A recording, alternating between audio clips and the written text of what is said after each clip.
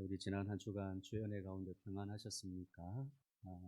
결실의 계절이 점점 깊어져가는 그런 시간들 속에 하나님께서 이 한 해에 우리에게 주신 놀라운 은혜와 사랑들을 다시 한번 잠잠히 묵상하고 기도할 때, 참 이럴 때 하나님 나와 함께 하셨구나라고 하는 그런 믿음의 고백들을 하게 되었습니다. 우리의 체질을 아시고 우리의 영과 혼의 모든 것을 감찰하고 계신 하나님 앞에 오늘과 예배를 드릴 때 우리 마음이, 우리의 시간과 삶이 하나님 앞에 온전히 올려질 수 있는 복된 예배 되어지기를 주님의 이름으로 축복합니다. 아멘. 자, 우리 옆에 있는 분들 앞뒤로 같이 한번 인사 나누십시다. 주님의 이름으로 환영합니다. 사랑합니다. 축복합니다. 주님의 이름으로 환영합니다. 축복합니다. 감사합니다. 우리가 한 달에 한 번 이와 같이 연합 예배를 드리게 되었습니다. 우리 유치부부터 청년부 이르기까지 우리 모든 장년들이 그 모든 세대가 함께 예배를 드림으로 평소에는 주일날 각 부서에서 어린이 예배, 또 우리 중고등부 청년 또 예배를 각각 그 아이들 맞게 예배를 드리겠지만, 이 시간을 통해서 우리 아이들이 찬송을 부르고 어른들과 함께 예배를 드리면서 이 예배의 아름다운 유산을 우리 잘 전수할 수 있는 그런 시간이고 기회입니다. 그래서 예배에 참석하는 것에 대해서도 우리 미리 이제 아이들에게 잘 이야기도 하고, 우리 중고등부 청년들, 청소년들에게도 잘 이야기하여서 예배에 참여하는 일에 기쁨이 있고 또 감사가 있고 기대가 있는 그런 시간이 되었으면 참 좋을 것 같습니다. 오늘 특별히 고려신학대학원 주간 주일을 지키면서 함께 예배 드릴 때에 하나님께서 우리에게 주시는 귀한 복된 말씀을 우리 마음에 잘 새겨서 우리 마음에 말씀으로 찾아와 주시는 예수님을 우리 삶의 주인, 인생의 주인으로 모셔드리고 기쁨이 넘치는 우리 모든 성도 되기를 다시 한번 주님의 이름으로 축복합니다. 아멘. 영화 스타트rek에 나온 한 연기자가요, 우주상공 106km를 여행한 후에 했던 말이 아주 인상적이었습니다. 이 사진 한번 보여주십시오. 글씨가 좀 잘 안 보이는데요, 이런 이야기를 했습니다. 우주여행은 장례식과도 같은 슬픈 경험이었습니다. 우주에는 어떤 신비도 장엄한 경험의 심도 없었습니다. 내가 본 것은 죽음뿐이었습니다. 그가 이렇게 말했던 이유는요, 캄캄한 우주의 흑암 때문이었습니다. 우주에서 본 흑암은 지구에서 보거나 느낄 수 있는 그 어떤 어둠과도 다르게 참 차갑고 어둡고 공허했다는 것입니다. 지구에서는 아름답게 보이는 우주가 막상 올라가서 보면 빛을 반사하는 공기와 다른 물질 분자가 없기 때문에 쏟아지는 은하수는 보이지 않고요, 별들이 그냥 한 작은 점으로 보이기만 한다는 것입니다. 그 광대한 흑암이 반짝이는 빛을 흡수하여 온통 죽음의 공포와 두려움을 준다는 것입니다. 여러분, 과거 일제 통치 36년은 우리 민족과 한국교회의 커다란 암흑기였습니다. 민족적으로 주권을 잃었고 교회는 하나님을 예배할 수 있는 자유를 박탈당했습니다. 많은 청년들이 전쟁터로 동원되었고 젊은 여성들은 위안부로 이렇게 끌려갔습니다. 사상은 통제되고요, 자유는 박탈당했죠. 우리 손으로 생산한 기름진 곡식은 일본으로 공출되었습니다. 무엇보다도 창조주 하나님을 예배하는 대신 일본 국왕이죠, 일본 국왕과 일본의 이 태양신을 숭배하는 이 신사참배 강요를 당했던 것입니다. 여러분, 일본의 태양신 아마테라스 오미카미는요, 하늘을 비추고 크고 존귀한 신이라는 뜻으로, 여러분 놀라지 마십시오, 일본 800만 귀신들의 우두머리입니다. 지금 일본에 800만 개의 우상을 섬기고 있는 나라가 일본인데, 그 귀신들의 우두머리가 바로 아마테라스 오미카미가 되어집니다. 자, 일본에서는요, 이 아마테라스를 태양신이나 일본 왕가의 시조로 절대 숭앙했습니다. 일제 군국주의자들은 교회를 폐쇄하고 신자들을 핍박하면서 자신들의 신을 섬기라고 강요하였습니다. 특히 2차 대전 전범들을 포함한 군인들까지 합사한 이 신사를 예배에 앞서 참배하게 하고 숨기게 하였습니다. 일본의 태양신을 섬기던 시대는요, 참 아이러니하게도 우리 민족과 세계 여러 민족들에게 핍박과 학살의 캄캄한 흑암 시대였습니다. 이처럼 캄캄했던 흑암의 시대에 어둠과 싸우며 순수한 신앙의 빛을 밝혔던 사람들이 있었습니다. 그분들은요, 아마테라스는 신이 아니고 태양도 신이 아니고 오직 그것을 지으신 하나님만이 참된 신임을 인정하고 끝까지 그 신앙을 지켰습니다. 그분 가운데 오늘 우리가 주의를 지키는 이 고려신학대학원을 설립한 우리 사진 한번 보여주십시오.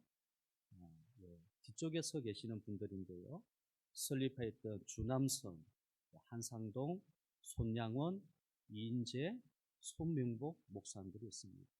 이 사진은요, 주계철 목사님이 옥에서 죽으시고 해방이 되어져서 둘째 날 되는 때에 주계철 목사님 사택에 이제 추록 성도들, 목사님들이 함께 모여서 사진을 찍은 그런 장면입니다.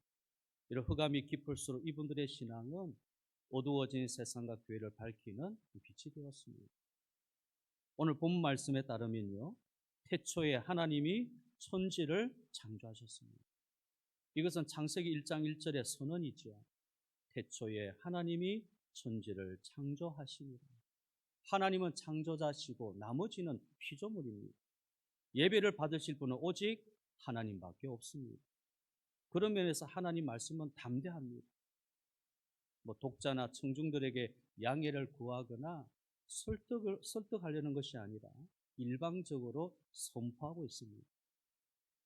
인류의 시작에 이미 전능하신 하나님이 계셔서 천지 만물을 창조하셨다는 것입니다.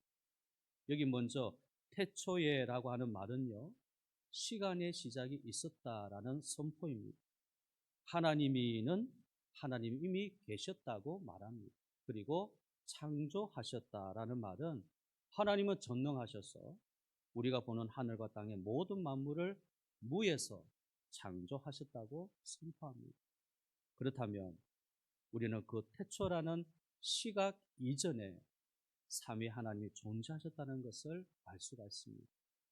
하나님의 이름이 여기 히브리어는 엘로힘이라고 하는 복수 명사입니다. 하지만 창조하시느니라 이것은 단수 동사이죠. 그러니까 태초부터 삼위 하나님이 계셨고 그분이 시간과 공간을 시작하셨음을 선포하는 선언의 말씀입니다. 창조주 하나님과 그분이 창조하신 피조물을 선명하게 구별되어 있는 것입니다. 태양도 피조물이기에 신이 될 수 없고 소위 태양신, 전몰군인, 그래서 우리가 예배할 신이 될 수가 없는 것입니다.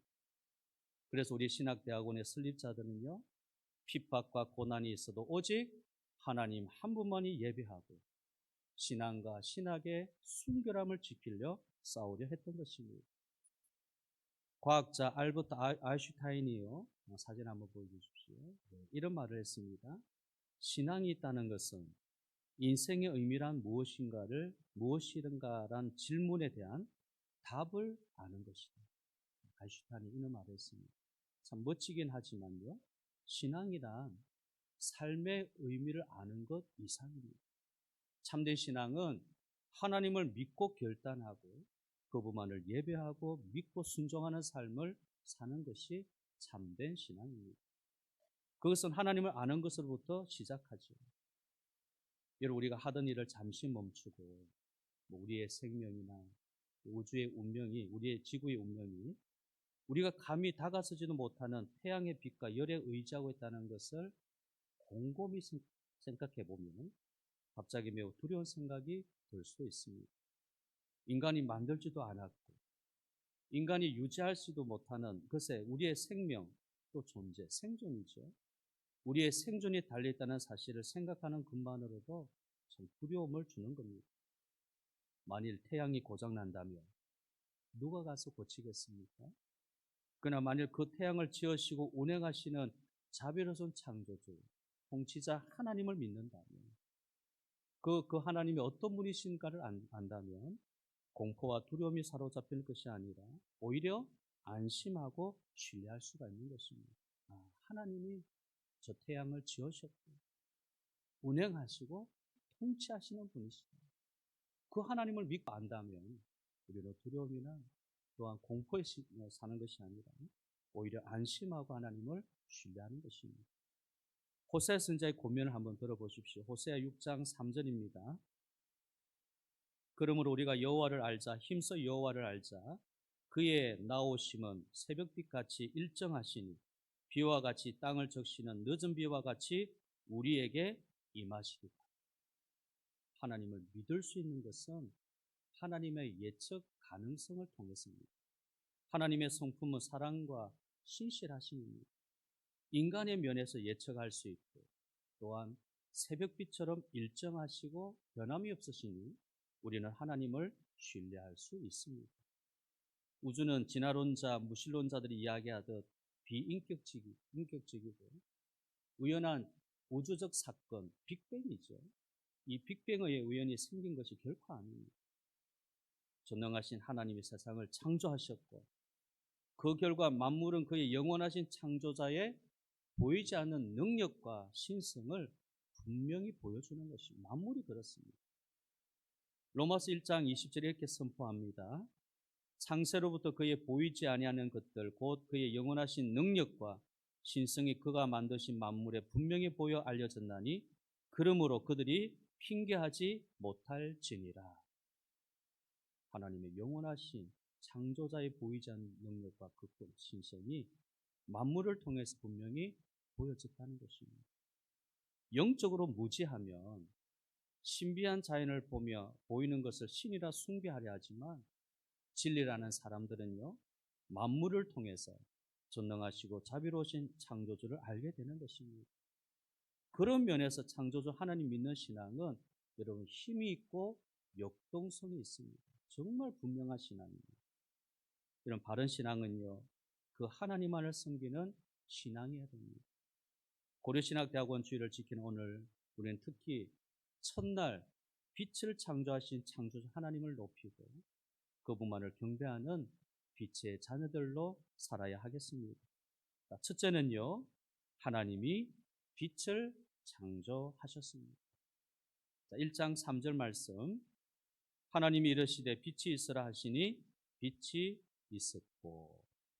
이 말씀은 두 부분으로 구성이 되어 있습니다. 하나님이 이르시되와 빛이 있으라 하시니 빛이 있었고, 이렇게 구성되어 있습니다. 첫 부분 하나님이 이르시되는요, 하나님이 말씀하시되라는 말씀으로 창세기 1장에서 6일간 창조에 10번이나 표현된 그런 말입니다. 하나님이 말씀하셨다. 하나님이 이르셨다. 창세기 1장 6일간의 창조 가운데 10번이나 나타나는 표현이 하나님이 이르셨다. 하나님 말씀하셨다. 전능하신 하나님 말씀은요, 하나님이 천지를 창조하신 매개였습니다. 여기 말씀하셨다는 것은 하나님이 소통하시는 인격과 의지를 가지신 동시에 하나님 말씀은 발생되는 듯이 그 원하시는 목적, 가시적으로 나타나는 능력인 것입니다. 자, 두 번째 부분, 여기 빛이 있으라 하시니 빛이 있었고, 영어로 직역해 보면 light be and light was 이렇게 직역합니다. 그러니까 번역을 하면 빛이 있어라, 그리고 빛이 있었다. 빛은 피조물이고 하나님은 창조자이십니다. 여러분, 이 말씀의 표현 자체가 대단히 카리스마 있지 않습니까? 짧고 간단한 명령에 빛은 즉시 반응하여서 생성되었습니다. 하나님 말씀과 피조물의 등장 사이에 이 시간의 간격이 조금도 없습니다. 말씀하시는 일들이 즉시 이루어졌습니다. 빛이 있으라 하시니 빛이 있었고 즉시 반응하는 겁니다. 이처럼 말씀을 통한 창조를 가장 아름답게 묘사한 것이 시편 33편의 말씀인데요. 시편 33편 6절에 여호와의 말씀으로 하늘이 지음이 되었으며 그 만상을 그의 입 기운으로 이루었도다. 9절 그가 말씀하심에 이루었으며 명령하심에 경고히 섰도다. 하나님의 천지 창조하심에 대해서 말씀 가운데 어떻게 천지 창조되어졌는가 너무도 분명하고 너무도 아름답게 노래로 하나님을 찬양합니다. 창조주 하나님은 위대하십니다. 만물 그 만상은 그의 입 기운으로 만들어지고 그의 명령은 경고히 서기 때문입니다. 여러분, 하나님이 첫날 창조하신 빛은요, 어떤 특정한 빛 혹은 태양과 별을 가리키는 것이 아닙니다. 빛을 내는 발광체들은 네 번째 날에 창조를 하셨죠. 여기 첫날 창조하신 빛은 제4일에 만든 해와 달과 별들과 같은 그런 발광체와 같은 그런 빛이 아닙니다. 이 빛은 순수한 빛이고요. 빛의 원소들을 말하는 것입니다. 어둠과 구별되어 빛으로 나오는 이 빛을 하나님이 가장 먼저 창조하신 것은 하나님의 존재의 자연스러운 귀결입니다. 왜 그렇습니까? 하나님 자신이 어둠을 비치는 빛이시기 때문입니다. 사도 요한은 다른 누구보다도 하나님 본성을 잘 말하고 있는데요. 하나님은 곧 사랑이시고 영이시고 빛이시라고 말합니다. 즉 사랑, 영, 빛은 하나님의 속성이 아니라 하나님 자신이라는 것입니다. 하나님 자신이 사랑이고 영이시고 빛이신 것입니다. 하나님의 존재 자체가 빛이시기 때문에 그리고 그의 성품대로 가장 먼저 어둠 가운데 이 가시적인 빛을 창조하셨고 그 맑고 밝고 단순하고 순결하고 따뜻하고 활동력 있고 씩씩한 빛의 이러한 본성을 하나님은 좋아하셨습니다.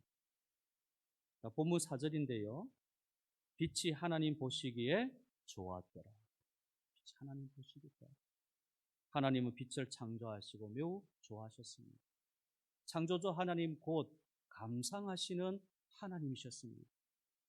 물론 6일간의 창조를 마치시고 마지막에는 하나님 형상인 사람을 지으신 후에 그 지으신 모든 것을 보시니 보시기에 심히 좋았더라.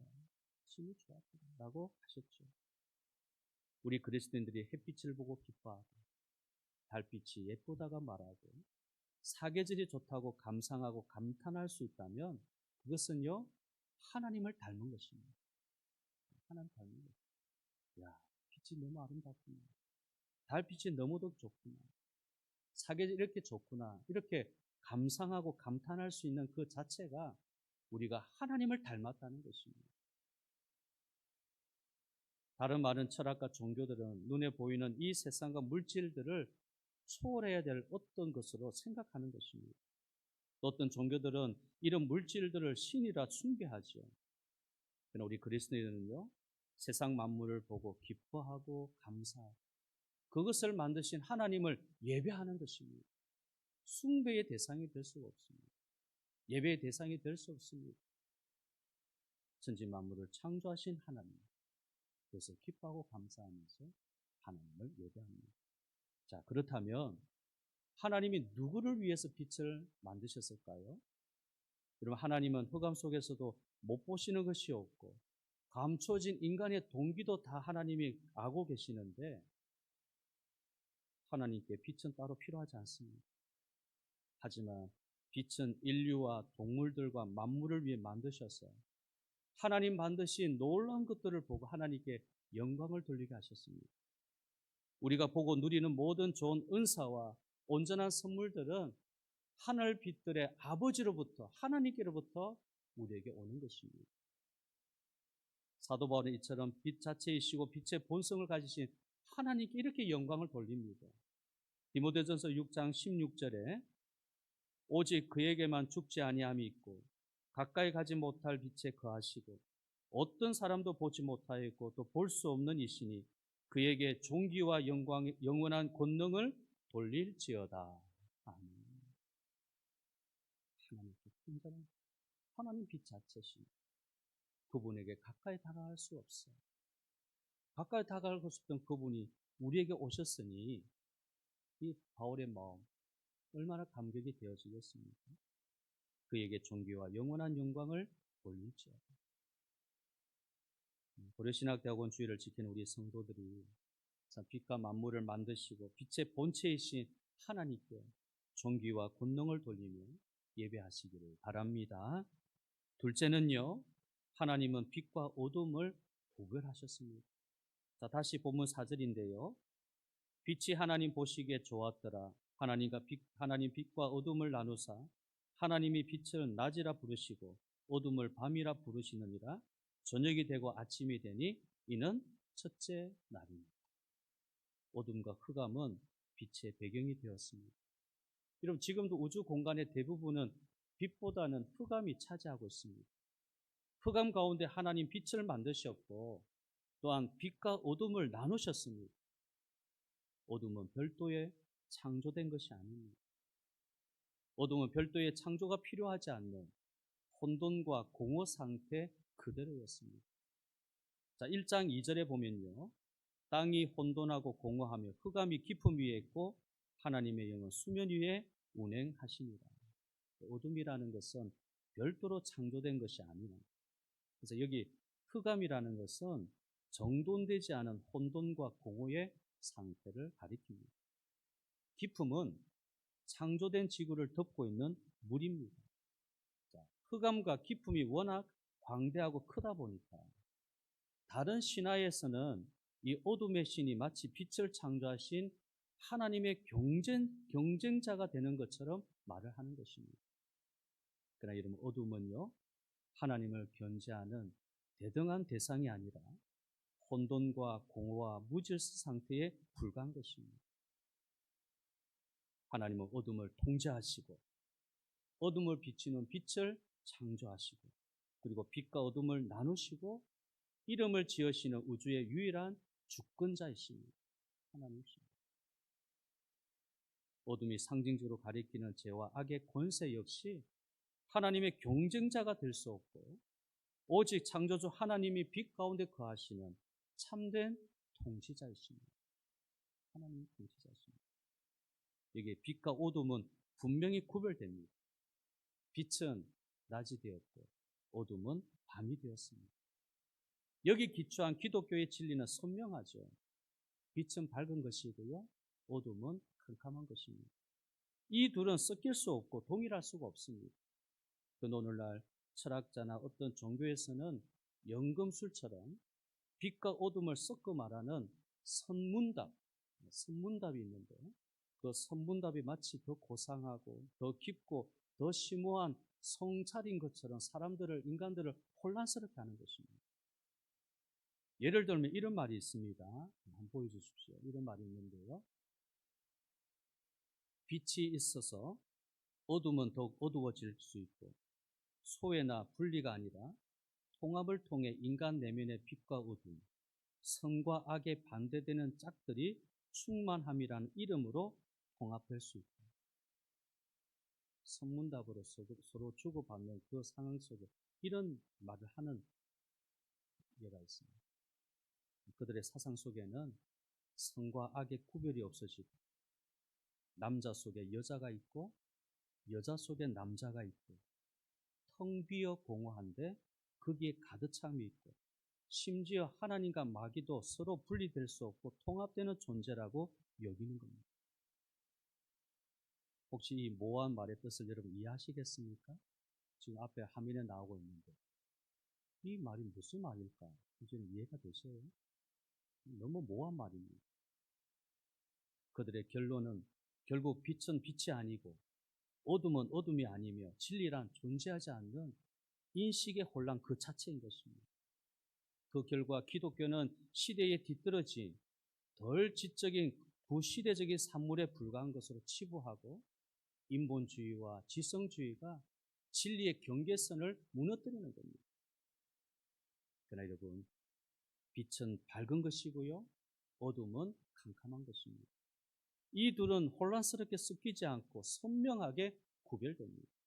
하나님은 이 둘을 분명히 나누셨습니다. 하나님은 빛과 어둠의 혼합을 싫어하십니다. 진리는 진리이고 악은 악인 것입니다. 분명히 구분됩니다. 악행을 저지르며 스스로 선하다고 합리하시면 안 됩니다. 자신의 어두움 속에 있으면서 다른 사람은 더 깊은 어둠에 있다고 비난하는 것도 참 우스운 일이죠. 자신도 어둠에 있으면서 다른 사람에게도 너도 더 깊은 어둠에 있다 비난하는 것은 우스운 일입니다. 고려신학대학원의 설립자들이 추록하는 한국교회 회개를 촉구할 때에 그들은요, 자신들도 일제 통치하에 교회를 지키느라고 고생했다라고 변명을 합니다. 신사 참배한 것에 대해서 회개하지 아니하고 오히려 추록 성도들이 교회를 분란시킨다, 분열시킨다라고 비난을 했습니다. 오히려.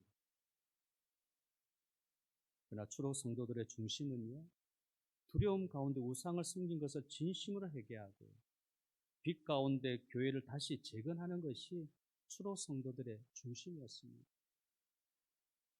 단지 왜 신사 참배했느냐, 왜 하나님 앞에 예배 드리지 않냐고 신사에게 예배를 했느냐, 그것을 따지려고 추록 성도들이 이야기한 것이 아니었습니다.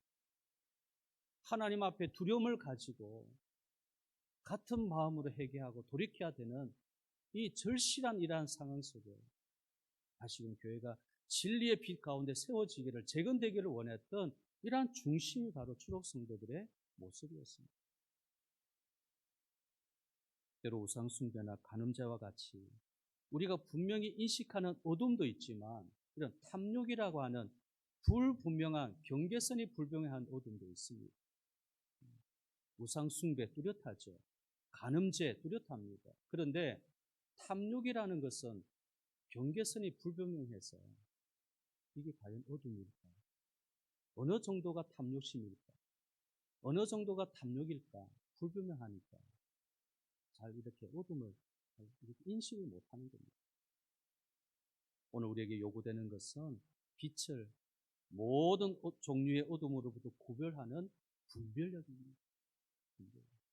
그래서 사도 바울은 로마서 12장 2절에 너희는 이 세대를 본받지 말고 오직 마음을 새롭게 함으로 변화를 받아 하나님의 선하시고 기뻐하시고 온전하신 뜻이 무엇인지를 분별하라.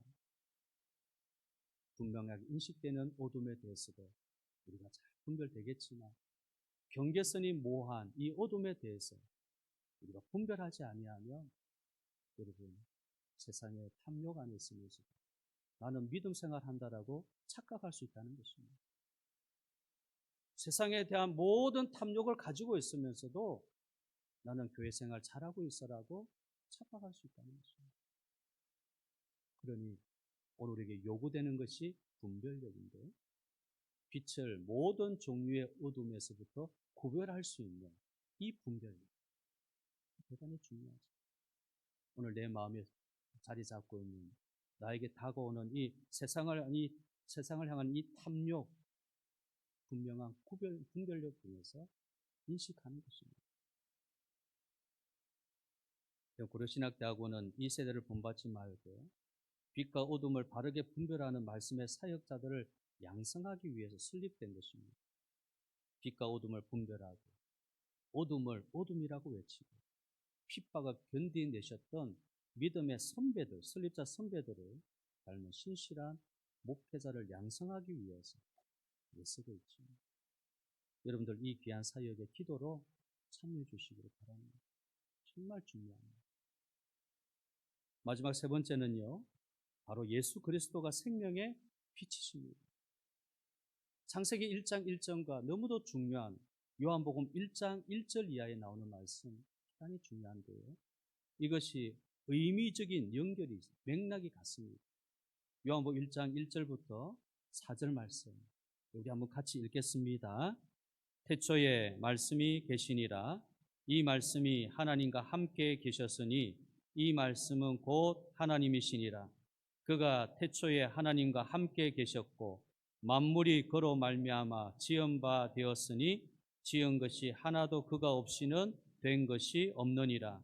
그 안에 생명이 있었으니 이 생명은 사람들의 빛이라. 창세기 1장 1절에 태초에 하나님 천지를 창조. 그 태초는 시간의 시작을 말하는 것입니다. 근데 요한복음 1장 1절에 태초에 말씀 계신 이 태초는 영원의 시간의 태초를 말하는 것입니다. 근데 이 창세기 1장하고 요한복음 1장하고는 의미적으로 같은 맥락에서 지금 말씀이 이어지는 겁니다. 우리 인간이 범죄로 말미암아 다시 어둠에 빠졌을 때 하나님은 빛이신 그 아들을 육신의 모습으로 보내셔서 그 생명의 빛으로 우리 마음에 비추셨습니다. 고린도서 4장 6절에 어두운 데에 빛이 빛이라 말씀하셨던 그 하나님께서 예수 그리스도의 얼굴에 있는 하나님의 영광을 아는 빛을 우리 마음에 비추셨느니라. 어두운 데에 빛이 빛이라 말씀. 언제를 말합니까? 창세기 1장 1절이죠. 지금 사도 바울이 창세기 1장 1절의 말씀과 지금 요한복음 1장 1절에 나오는 말씀을 함께 해서 지금 고린도후서 4장 6절에 이 말씀을 해석하듯 우리에게 그 의미, 이 말씀에 담겨져 있는 이 귀한 내용을 고백하는 겁니다. 어두운 데 빛이 빛이라 말씀하시던 그 하나님께서 예수 그리스도의 얼굴에 있는 하나님의 영광을 아는 빛을 우리 마음에 비추셨다. 예수님이 세상에 빛이 되신 것은 우리로 하여금 하나님을 보게 하기 위해서입니다. 하나님을 보게. 모든 것 흑암에 있는 자들은 가만히 있었어요. 아무것도 볼 수 없습니다. 앞서 설교에 제가 첫 예화를 드렸던 것도 이 연기자가 우주 흑암을 봤을 때에 내가 지금 장례식과 같은 슬픈 경험이었어요. 아무것도 볼 수 없었어요. 캄캄한 데서는 아무것도 볼 수 없는 겁니다. 그런 우리가 하나님을 보게 됐고 하나님을 보고 알게 된 것은 예수 그리스도를 통해서 이루어집니다. 처음에는 물리적인 세계를 위해 빛을 만드시고 비추신 하나님께서 예수 그리스도 안에서 영적이고 도덕적인 빛을 사람의 마음에 비추어 주셨습니다. 그 빛을 통해서 우리는 하나님을 알게 되었습니다. 그래서 신학자 칼빈의 말에 의하면 우리가 하나님의 비밀스러운 본질을 탐구하려고 애쓰는 것보다 그의 유일하신 독생자 예수님을 통해 나타나신 하나님을 바라보는 것이 훨씬 유익하다라는 말을 했습니다. 하나님의 비밀스러운 본질을 탐구하려고 애쓰는 것보다 오히려 예수님을 통해서 나타난 하나님을 바라보는 것이 유익한 것입니다. 하나님을 알고 하나님께 나아가는 유일한 길은 예수 그리스도밖에 없습니다. 예수님이 세상의 빛이시고 생명이십니다. 그러므로 혼탁한 어둠이 가득한 시대에 가장 필요한 것은 빛 대신 예수 그리스도의 복음이죠. 이 복음입니다. 이 복음을 우리가 필요한 것입니다. 예수님이 이 땅에 오셔서 우리가 마땅히 살아야 할 완전한 순종의 삶을 대신 사셨고 우리가 마땅히 받아야 할 지옥의 심판을 십자가에서 대신 죽으시고 하신 것입니다. 우리가 하나님 앞에 온전한 순종의 삶을 살아야 되는데 예수님 의지 대신 그렇게 사신 것입니다. 감사하죠. 그래서 나는 연약하고 참 불순종하고 부족하지만 예수님 때문에 우리가 하나님 주시는 기쁨을 누리고 하나님이 나와 함께 하신다고 하는 믿음의 간증을 할 수 있는 것입니다. 예수님 덕분이죠. 예수님 덕분입니다. 예수님 우리의 빛이시고 세상의 유일한 소망입니다.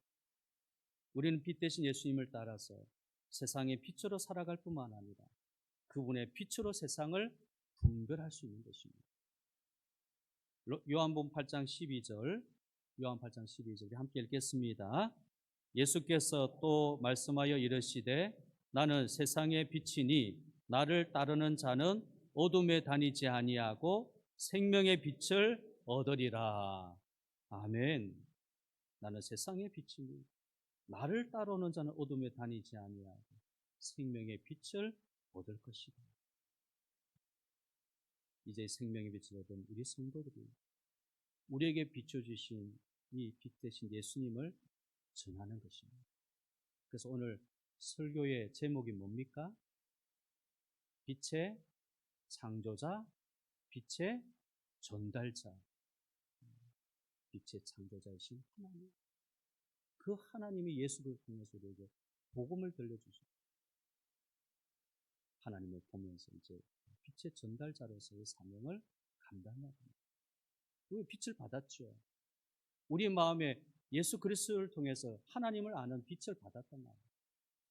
그 빛을 주신 그 예수님을 우리가 전하는 일을 하는 것입니다. 이제 말씀을 맺으려고 합니다. 태초의 어둠 가운데 빛을 명하신 창조주 하나님께서 이제 어둠 가운데 있는 인생들에게 빛이 있으라고 명령하십니다. 그 빛은 세상의 구주 예수 그리스도이십니다. 그러나 어둠 가운데 있는 사람도 여전히 생명의 빛을 거절합니다.